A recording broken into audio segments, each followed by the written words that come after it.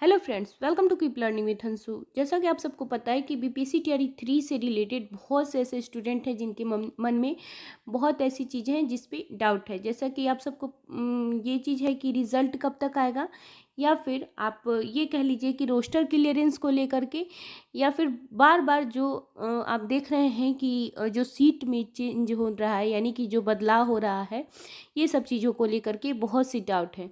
और आप सबको पता है कि जिस तरीके से सभी सीटों का चेंजिंग हो रहा है कि हर जैसे कि 1 to 5 हो या 6 to 8 हो, या फिर और सभी पे जो सीट चेंज हो रहा है उसके हिसाब से कट ऑफ जो है वो हाई या फिर लो हो सकता है।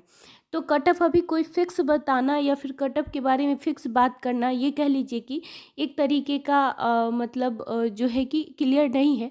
बट हाँ, जो कट ऑफ ये कह लीजिए कि जो कट ऑफ अभी एक्सपेक्टेड आपको बताया जा रहा है, आपको अगर कट ऑफ से रिलेटेड देखना है तो आप मेरी पिछली वीडियो ज़रूर देखिए, उसमें सभी सब्जेक्ट का कट ऑफ वहाँ पे आप लोग को बताया गया है। बाकी अगर हम बात करें आपका रिजल्ट या फिर बैकलॉग सीट, सबसे बड़ी बात है कि जो बैकलॉग सीट है उससे रिलेटेड अगर हम बात करें कि क्या बैकलॉग सीट जुड़ेगा या फिर नहीं, तो इस पर मैं आप लोग को क्लियर बताऊँगी। देन जो रोस्टर क्लियरेंस को लेकर के बार बार जो अपडेट आ रहा है, वो सब चीज़ें भी एक तरीके से अभी मैं क्लियर करके बताऊंगी। क्योंकि देखिए, जो पहले रोस्टर आया था उसमें सीट कम दिखाई गई थी, जो कि आयोग ने इसको मानने से जो है कि अस्वीकार किया, क्योंकि विज्ञापन में जो है वो जो है कि पोस्ट या फिर कह लीजिए कि सीट अच्छी खासी दिखाई गई थी, जिसको कम करके रोस्टर क्लियरेंस दिया गया था।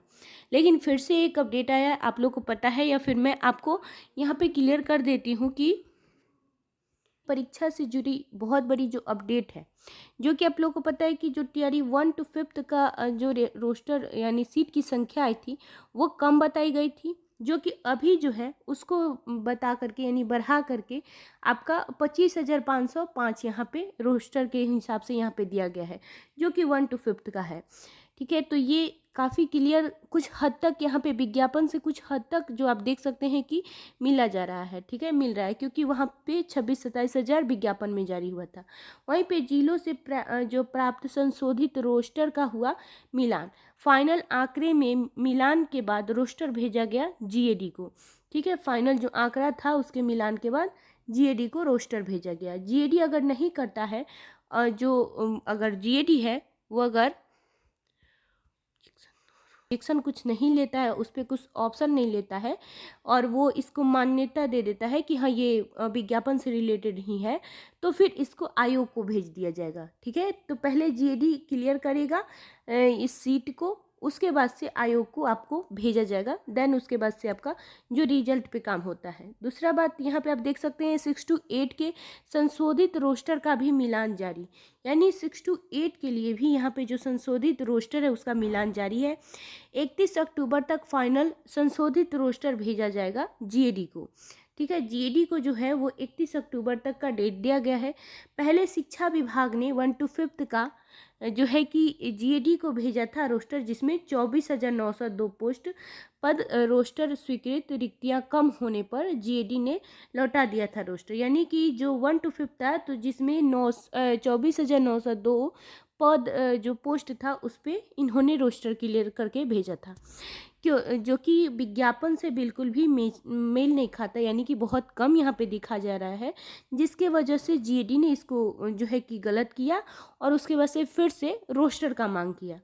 क्योंकि आपको पता है कि 1 to 5 में 28,026 और 6 to 8 में 19,645 पदों पर निकली थी बहाली। जैसा कि मैंने आपको बताया कि 27-28 हज़ार में जो विज्ञापन जारी हुआ था वो 1 to 5 के लिए हुआ था, और 19,645 जो था वो 6 to 8 के लिए हुआ था।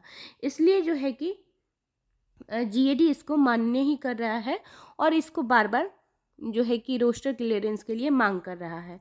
अब ये लोग आखिर ये सब सीटें क्यों कम कर रहे हैं, ये सब चीज़ें हम आगे बात करेंगे। वहीं पे जो है कि सीट की संख्या कम होने पर उठाया था सवाल। ठीक है, पे जो है कि सीट की संख्या कम होने के कारण ये लोग सवाल उठाए थे। अब रोस्टर क्लियरेंस में शुरू में जिला की लापरवाही क्यों नहीं आई थी सामने, मतलब सही से रिक्तियों का नहीं हुआ था मिलान, यानी कि जो जिलावार के तरफ से ही हर जिले से जो है कि आपका क्लियर होता है पोस्ट कि कितनी पोस्ट है। तो ये जो था वो गलती जिला की तरफ से था, ऐसा इनका कहना है। और ये लोग क्यों नहीं रिक्त मतलब जो पद को वो क्लियर कर पाए थे, जिसकी वजह से फिर से जीएडी को इस पे एक्शन लेना पड़ा और फिर से इनको रोस्टर क्लियर करना पड़ा। अगर ये रोस्टर यानी कि जो अभी इन्होंने जारी किया है, अगर यहाँ पे आप देख सकते हैं जो कि 25,505 जो 1 to 5th के लिए अगर इन्होंने भेजा है, अगर इसको जीएडी मानेगा फिर इसको जो है कि आयोग के तरफ भेजा जाएगा, फिर 1 to 5th का क्लियर होगा। ठीक है, अपडेट्स थी उसके लगातार जो दूसरा अपडेट आया, आप लोग को बता दें कि टियर 3 का अभी तक कोई रोस्टर नहीं मिला आयोग को। ठीक है, तो ये आयोग का कहना है कि अभी तक कोई, क्योंकि अभी जीएडी का ही और रोस्टर क्लियरेंस का मामला चल रहा है, इससे आगे अभी मामला बढ़ ही नहीं रहा। और जब तक ये मामला आगे नहीं बढ़ेगा तब तक आयोग के हाथ में कुछ भी नहीं है। हालांकि ये लोग जो भी चीज़ें कर रहे हैं ये सब इन्हीं के हाथ में है, बट जो अभी अपडेट निकल के आ रहा है, हम सिर्फ अगर उस पर बात करें तो जब तक ये लोग क्लियर नहीं करेंगे, यानी कि जीएडी जब तक जो है कि सीट को क्लियर नहीं करेगा, तब तक आयोग जो है कि इस पर कोई भी एक्शन नहीं ले सकता। दूसरा आप देख सकते हैं 1 to 8 का संशोधित रोस्टर कल शाम तक जाएगा जीएडी को, यानी 1 to 8 यानी 1 to 5th और 6 to 8 का जो रोस्टर है वो कल शाम तक होने की संभावना है। अब कह रहा है कि शिक्षा विभाग ने रोस्टर में किया संशोधन, कल शाम के बाद रिक्तियों की मिल सकती है जानकारी। अब यहीं पे कल शाम तक आप लोग वेट करिए, हो सकता है कि आपको रोस्टर की रिक्तियों का जो है कि जानकारी मिल सकती है। अब ये लोग किस तरीके से काम कर रहे हैं, क्योंकि यहाँ पे आप लोग को पता है कि 31 जो है कि अक्टूबर तक इनका कहना था कि एचएम और हेड टीचर का जो है कि वो रिज़ल्ट जारी कर देंगे, बट ऐसा कुछ देखने को नहीं मिल रहा है। यहीं पे आगे आप देखिएगा कि इनका जो रिज़ल्ट का डेट है वो आगे कर दिया गया है। इनका एचएम और हेड टीचर का जो है कि सब कुछ क्लियर हो चुका है, आयोग के पास भी जा चुका है, बट रिजल्ट ये लोग क्यों नहीं दे रहे हैं, ये सब चीज़ें हम देखेंगे। वहीं पे आप देखिए यहाँ पे जो कि वहीं टीजीटी और पीजीटी का भी रोस्टर कल भेजा जाएगा जीएडी को, यानी कि कल तक जीएडी को रोस्टर भेजा जाएगा। देन उसके बाद से क्या उसमें कमी होती है और क्या, या फिर अगर रोस्टर के हिसाब से पोस्ट सही निकलता है तो फिर उसको आयोग को भेजा जाएगा। ठीक है, जिले से फिर से रोस्टर में सुधार के बाद तैयार हुआ रोस्टर। ठीक है, प्राप्त होते ही रोस्टर तैयार होते ही प्राप्त होते ही सभी रोस्टर को जीएडी फिर करेगा जांच, यानी कि सब चीज़ होने के बाद। और यहाँ पे आप देख सकते हैं 5 नवंबर तक आयोग को भेजा जा सकता है फाइनल रूप से जो है कि रोस्टर लेकर के। यही चीज़ें बार बार क्लियर हो रही हैं कि जो है कि 15 नवंबर तक यहाँ पे टीआरई 3 का रिजल्ट देखने को, 15 नवंबर के बाद, 15 नवंबर तक नहीं, 15 नवंबर के बाद आपको जो है कि टीआरई 3 का रिजल्ट देखने को मिलेगा, उससे पहले नहीं।